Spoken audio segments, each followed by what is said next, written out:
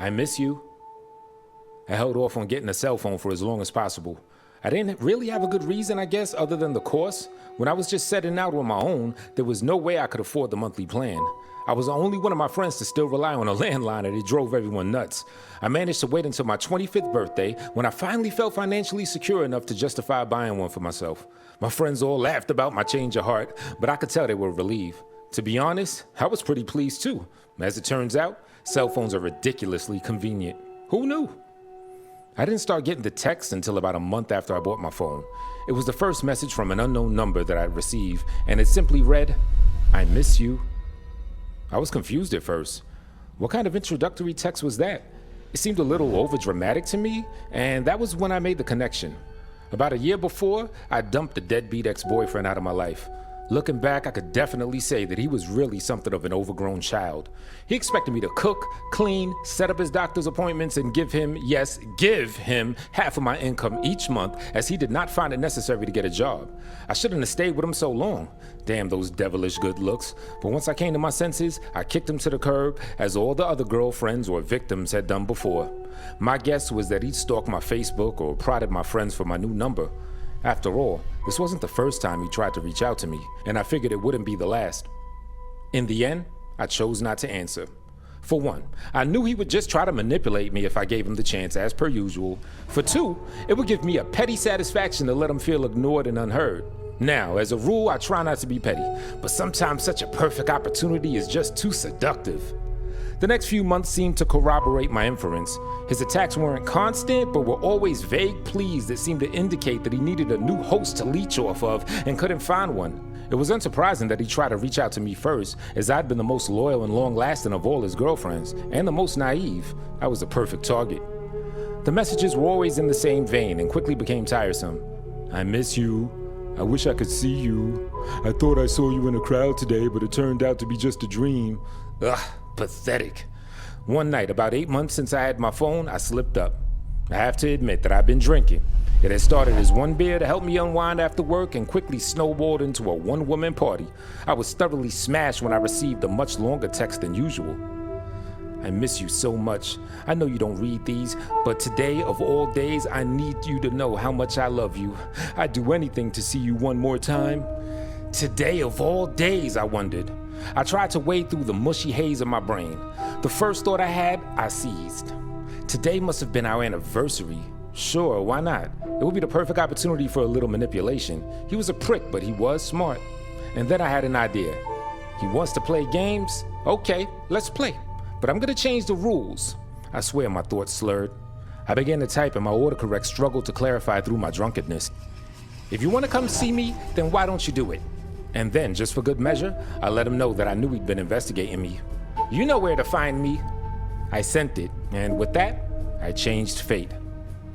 When I woke up the next morning, I had 13 missed calls. I tried to remember through the throbbing of my skull just what bullshit I'd done the night before. I groaned when my texting history answered my question. Well, at least I hadn't answered the phone, I thought. I silently prayed that he wouldn't message or call again, but I feared that I'd merely succeeded in egging him on. To my great relief, he stopped messaging me. For a week or so, my phone was blissfully free from his assaults. I was secretly satisfied, congratulating my drunken self on her ingenuity. The next week, I received a knock on my door. I opened it only to reveal a man of the badge, his solemn face and blue uniform standing stark in the morning sunlight. His partner stood behind him, his face hard as stone. I felt a strange coldness seeping into my veins as they stared at me. Good morning, officers. Is something wrong?" I asked. With very little introduction, they invited themselves inside. I let them in, not sure what they were looking for, but positive they wouldn't find it. I figured they made a mistake and was even more surprised when they began firing questions. "Do you know anyone by the name of Silence Madison?" I was stumped, completely puzzled. "I can't say that I do. Why?" "We found a series of texts to you on her phone. We found only one reply from you." The younger officer pulled out a printout of the text that I'd been receiving, along with my one drunken reply. Reality started to dawn on me as the older officer asked, "Did you receive these messages?" "Yeah," I answered. I added quickly, "But they were coming from an unknown number. I thought they were from my ex-boyfriend." "And that's why you sent that reply?" I was sweating nervously. "Well, yeah, I thought it would make him stop." I couldn't stop running my mouth. I was a little drunk, so maybe it wasn't the best decision. The younger officer stepped outside as the older one sighed. There seems to have been a rather unfortunate accident. What do you mean? He took a deep breath and opened his mouth. Silence had had a very rough first year of college. Classes were hard, she didn't quite fit in. Her life was a mess of stress and papers. And just when she thought it couldn't get any worse, her best friend since childhood, Raquel Wagner, died in a car wreck. The death was instant, but Silence's pain was not. She'd withdrawn into herself as the semester went on. Her family and friends mourned Raquel's loss, of course, but they continued their lives as people would do. Silence, on the other hand, could not bring herself to leave her friend in the past. She tried to deal with it, she really did. She looked for outlets. She tried to put on a happy face when she went to class, but she sank slowly into a darkness that felt inescapable. And when that darkness was truly thick, suffocating, insufferable, she'd text Raquel's old number. A useless gesture, but sometimes it would bring her comfort. And on the anniversary of Raquel's death, when she was at her lowest, she finally got a response. If you want to come see me, then why don't you do it? You know where to find me. She tried calling, but she didn't even reach voicemail because I had never set it up. So, she'd done the only logical thing she could do. She'd reach for the box cutter, she'd swipe from work, and open her veins to the possibility of infinity. I made a terrible mistake that night, a mistake that ended the life of someone desperately struggling just above the surface.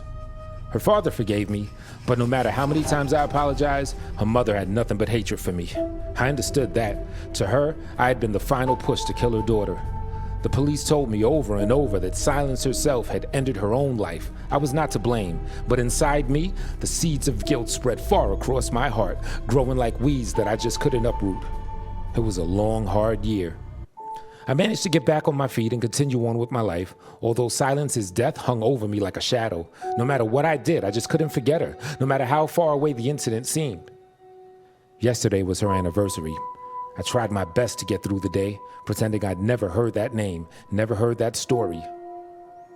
It was going well until about 10 that night when I received a text from a number I'd been trying desperately to forget the entirety of the last year. It read, "Thank you.